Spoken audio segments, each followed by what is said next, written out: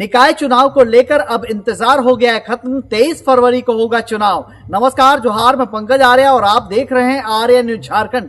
जी हां, झारखंड में लगातार लोग टकटकी निगाह से ये देख रहे थे कि आखिर सरकार निकाय चुनाव कब कराएगी। इसको लेकर विकास भी प्रभावित होता हुआ दिख रहा है, लेकिन अब वो इंतजार की घड़ी समाप्त हो गई है। आज तारीखों का ऐलान कर दिया गया है।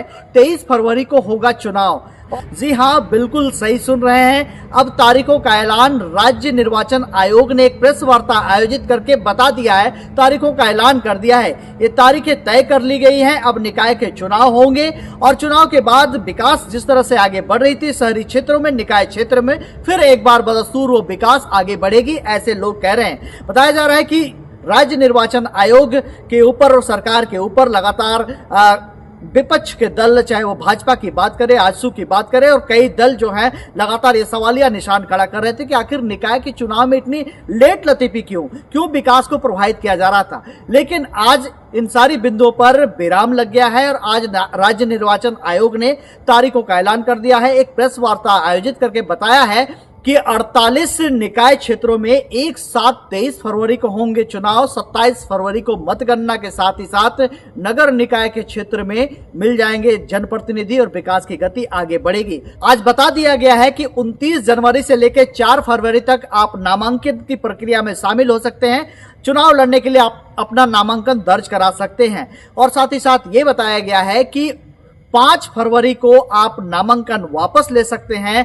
6 फरवरी को इन नामांकन प्रपत्रों की जांच की जाएगी निर्वाचन आयोग के अधिकारियों के द्वारा और साथ ही साथ 7 फरवरी को जो है चुनाव चिन्ह का जो प्रतीक है वो आवंटित कर दिया जाएगा सभी उम्मीदवारों को और इस तरह से चुनाव की प्रक्रिया आगे बढ़ेगी और 7 फरवरी से लेके 23 फरवरी तक तमाम उम्मीदवारों के पास अपने अपने एजेंडे को लेकर ये मौका रहेगा कि इन दिनों के बीच में लगभग 2 सप्ताह का समय मिलता है। 2 सप्ताह में वो अपने क्षेत्र के जो मतदाता होंगे उन्हें बताने की कोशिश करेंगे किस एजेंडा से वो चुनाव लड़ रहे हैं। और 23 फरवरी को चुनाव होंगे, 27 फरवरी को मतगणना कर दी जाएगी। और इसी के साथ ही साथ नगर निगम के 9 क्षेत्र, नगर परिषद के 19 क्षेत्र और नगर पंचायत के कुल 20 क्षेत्र में ये चुनाव होने जा रहा है और इनकी पूरी संख्या जो है 48 है झारखंड में। तो इस तरह से नगर निकाय के चुनाव को लेकर, निकाय के चुनाव को लेकर आज तारीखों का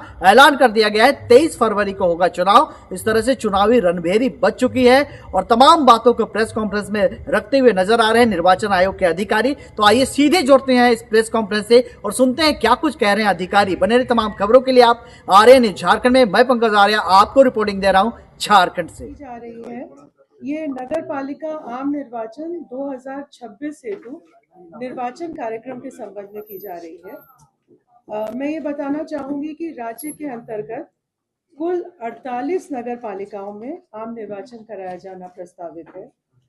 इन 48 नगर पालिकाओं में 9 नगर निगम है, 20 नगर परिषद है और 19 नगर पंचायत हैं। इन 48 नगर पालिकाओं में कुल 1087 वार्डों में वार्ड पार्षदों तथा उक्त सभी नगर पालिकाओं के महापौर तथा अध्यक्ष का प्रत्यक्ष निर्वाचन गैर दलीय आधार पर कराया जाएगा। उप महापौर और उपाध्यक्ष का पद अनारक्षित है और उसका निर्वाचन अप्रत्यक्ष रूप से होगा। नगर विकास एवं आवास विभाग द्वारा झारखंड नगर पालिका निर्वाचन एवं चुनाव याचिका नियमावली 2012 में संशोधन किए गए हैं, जिसके अंतर्गत जो ये नगर पालिका निर्वाचन होने जा रहा है ये प्रथम आम निर्वाचन मानते हुए इसी प्रकार से आरक्षण की कार्रवाई की गई है। दूसरी चीज ये है कि पिछड़ा वर्ग के अंतर्गत अत्यंत पिछड़ा वर्ग 1 और पिछड़ा वर्ग 2 के लिए आरक्षण का प्रावधान किया गया है।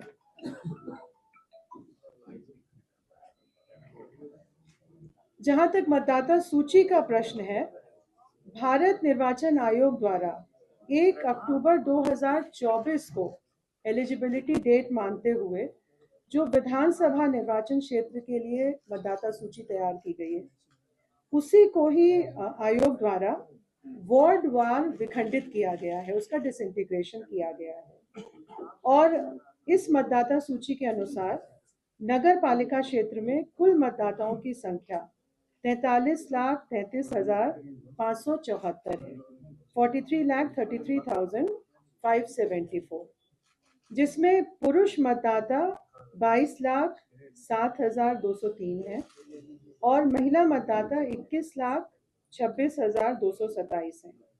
तृतीय लिंग के मतदाता 144 है।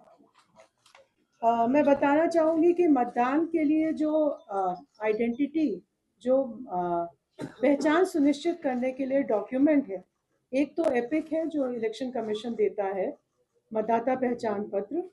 उसके अलावा अन्य वैकल्पिक जो डॉक्यूमेंट्स हैं, जैसे कि बाकी असेंबली इलेक्शंस में होते हैं, निर्वाचन तंत्र द्वारा जारी प्रमाणित फोटोयुक्त मतदाता पर्ची, पासपोर्ट, ड्राइविंग लाइसेंस, केंद्र सरकार, राज्य सरकार, सार्वजनिक क्षेत्रों के उपक्रम, स्थानीय निकाय या पब्लिक लिमिटेड कंपनी द्वारा उनके कर्मचारियों को जारी किए गए सेवा पहचान पत्र जो फोटो युक्त होने होंगे। इसके अलावा पैन कार्ड, आधार कार्ड, एनपीआर, एमजी नरेगा के अंतर्गत फोटो युक्त जॉब कार्ड, फोटो युक्त स्वास्थ्य बीमा योजना या स्मार्ट कार्ड, फोटो युक्त पेंशन पेपर, ये सभी डॉक्यूमेंट पहचान के लिए वैलिड माने जाएंगे। कुल मतदान केंद्रों की संख्या 4,304 है, जो कुल 2,129 भवनों में अवस्थित है। मतदान केंद्रों में आधारभूत न्यूनतम सुविधाओं का प्रावधान किया गया है जिला निर्वाचन पदाधिकारी द्वारा। पेयजल की व्यवस्था, शौचालय, प्रकाश, इसके अलावा जो दिव्यांग व्यक्ति हैं उनके लिए रैंप का भी प्रावधान किया जाएगा।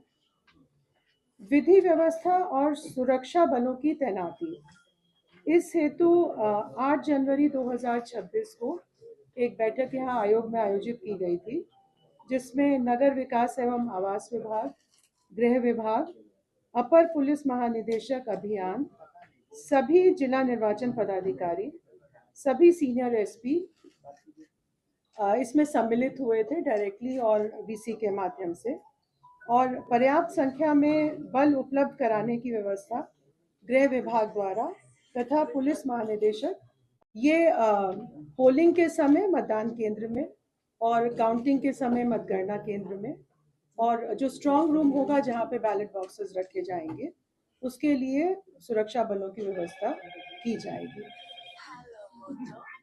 जिला उप निर्वाचन पदाधिकारी और निर्वाची पदाधिकारियों का प्रशिक्षण यहाँ पर 2 चरणों में आयोजित किया गया था, 16 जनवरी 2026 को और 22 जनवरी 2026 को, ताकि निर्वाचन से संबंधित जो भी तकनीकी पहलू हैं उनके बारे में उन्हें पूरी जानकारी उपलब्ध करा दी जाए। इन इलेक्शंस के लिए ऑब्जर्वर्स का भी प्रावधान किया गया है, जनरल ऑब्जर्वर्स और इलेक्शन एक्सपेंडिचर ऑब्जर्वर्स। ये पूरी निगरानी रखेंगे इलेक्शन प्रोसेस पे और समय समय पर आयोग को अपना प्रतिवेदन उपलब्ध कराएंगे। ये जो चुनाव कराया जा रहा है नगर पालिका का, ये मतपत्र और मतपेटिका के माध्यम से कराया जा रहा है। पर्याप्त संख्या में मतपेटिका उपलब्ध हैं और इनकी साफ सफाई, रंग रोगन इत्यादि कर दिया गया है, और जिला स्तर से मतदान कर्मियों को, मतगणना कर्मियों को इसको ऑपरेट करने के लिए ट्रेनिंग उपलब्ध कराई जाएगी। जो भी पदाधिकारी, कर्मचारी इलेक्शन प्रोसेस में शामिल हैं, वे पूर्ण रूप से निष्पक्ष और निर्भीक होकर चुनाव का कार्य कराएं, इसके लिए दिशा निर्देश जारी किए गए हैं, और इसमें किसी प्रकार की अगर कमी होती है या किसी प्रकार का कदाचार होता है तो आयोग द्वारा इसमें कार्रवाई की जाएगी। एक और महत्वपूर्ण चीज है कि अगर जहाँ पे भी इलेक्शन हो रहा है उसकी वल्नरेबिलिटी मैपिंग कराई गई है, और ये सुनिश्चित किया जाएगा कि जो कमजोर वर्ग के मतदाता हैं वो निर्भीक होकर मतदान कर सकें। मतदान दलों का गठन एनआईसी का एक सॉफ्टवेयर है रेंडमाइजेशन के लिए, उसके द्वारा कराया जाएगा, जिससे कि इसमें पूरी तरह से ऑब्जेक्टिविटी बनी रहे। इस नगर पालिका आम निर्वाचन में नोटा का प्रावधान नहीं है और केवल कैंडिडेट्स को ही वोट देने का प्रावधान किया गया है। आज जो प्रेस नोट के माध्यम से निर्वाचन की घोषणा की जा रही है, उसके साथ ही सभी 48 नगर पालिकाओं में आदर्श आचार संहिता लागू हो जाएगी। ये पंचायत और कैंटोनमेंट क्षेत्र पे लागू नहीं होगा, केवल नगर पालिका क्षेत्र पे लागू होगा। मतगणना के बारे में बताना चाहूंगी कि सभी जिला निर्वाचन पदाधिकारी द्वारा मतगणना केंद्र और स्ट्रांग रूम का प्रावधान किया जा चुका है, उसकी स्थापना का कार्य किया जा चुका है। इसके संबंध में डिटेल निर्देश आयोग द्वारा दिए जा चुके हैं। निर्वाचन में धन बल का दुरुपयोग ना हो, इसके लिए सभी आवश्यक कदम उठाए गए हैं और इसके लिए जैसा मैंने बताया, इलेक्शन एक्सपेंडिचर ऑब्जर्वर्स हैं और अभ्यर्थियों द्वारा किस अधिकतम सीमा तक व्यय किया जा सकता है, इसका निर्धारण किया गया है, जिसकी सूचना आपको प्रेस नोट में मिल जाएगी। ये भी निर्देश दिया गया है कि जो भी महत्वपूर्ण चरण है इस निर्वाचन के, जैसे कि नॉमिनेशन फाइल करना, उनकी स्क्रूटिनी करना, जब प्रचार प्रसार होता है तो जो महत्वपूर्ण बैठकें हैं, सभा, जुलूस, मतगणना, ये इसमें वीडियोग्राफी कराने का निर्देश डिप्टी कमिश्नर्स को, जिला निर्वाचन पदाधिकारी को दिया गया है। जो निर्वाचन प्रक्रम है, जो ये आम निर्वाचन है, इसका तिथिवार मैं बताना चाहूंगी कि कल यानी 28 जनवरी 2026 को जिला निर्वाचन पदाधिकारी जो संबंधित नगर पालिका से संबंधित हैं, वो प्रपत्र 5 में निर्वाचन की सूचना प्रकाशित करेंगे। 29/1/2026 से 4/2/2026 तक नाम निर्देशन करने की तिथि है, यानी नॉमिनेशन फाइल करने की तिथि है। इसकी स्क्रूटनी 5 फरवरी 2026 को की जाएगी। नॉमिनेशन वापस लेने की तिथि 6 फरवरी 2026 है। निर्वाचन प्रतीक आवंटन की तिथि 7 फरवरी है। सिंबल अलॉटमेंट 7 फरवरी को किया जाएगा। और अगर निर्विरोध निर्वाचन नहीं होता है तो मतदान की तिथि 23 फरवरी 2026 होगी और मतदान की अवधि होगी प्रातः 7 बजे से अपराह्न 5 बजे तक। मतगणना की तिथि 27 फरवरी 2026 को होगी। तो ये पूरी प्रक्रिया 28 जनवरी 2026 से प्रारंभ होकर 27 फरवरी 2026 तक समाप्त हो जाएगी। धन्यवाद। संवेदनशील बूथों की संख्या है 2445 कुल पूरे राज्य में, पूरे झारखंड में, और अति संवेदनशील है 896। कुछ बूथों को इधर से उधर हम जहाँ पिछले बार था वहाँ पर इस बार नहीं है, वो हटाने के लिए क्या कारण? इसका तो ये एक एक बूथ वार अगर आप पूछेंगे तभी बताया जा सकेगा, क्योंकि इसमें ये होता है कि जिला निर्वाचन पदाधिकारी प्रस्ताव भेजते हैं और जो हमारा निर्देश है उसके आलोक में यदि वो सभी शर्तों को पूरा करता है तो उसका अनुमोदन आयोग द्वारा दिया जाता है। का निर्देश है, कार्मिक विभाग की जो अधिसूचना है उसके आलोक में जो भी कॉम्पिटेंट है उनके द्वारा निर्गत कास्ट सर्टिफिकेट मान्य होगा। ये आपको वेबसाइट पे मिल जाएगा, जिला निर्वाचन मतलब डिप्टी कमिश्नर की वेबसाइट पे आपको ये सूचना मिल जाएगी। वार्ड वाइज विखंडित की गई जो मतदाता सूची है। अभी तो वहीं पर है, अभी उसके बारे में कोई अन्य निर्णय नहीं लिया गया। जिला निर्वाचन पदाधिकारी ने जो प्रस्ताव दिया है वो उसी का है, 15 का ही है और वो यहाँ से अनुमोदित।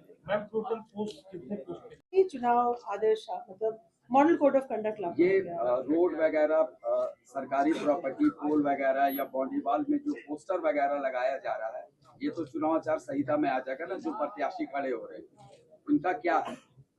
इसके बारे में जो मैंने बताया कि जो हमारा इलेक्शन एक्सपेंडिचर का प्रावधान है, उस प्रावधान के अंतर्गत जो भी कार्य किया जाएगा वो उसमें कवर्ड होगा। जो वो खर्चा है उसको रिपोर्ट करना होगा जिला निर्वाचन पदाधिकारी को कि मैं कितना व्यय कर रहा हूँ। कितना खर्चा कर सकते हैं वार्ड पार्षद?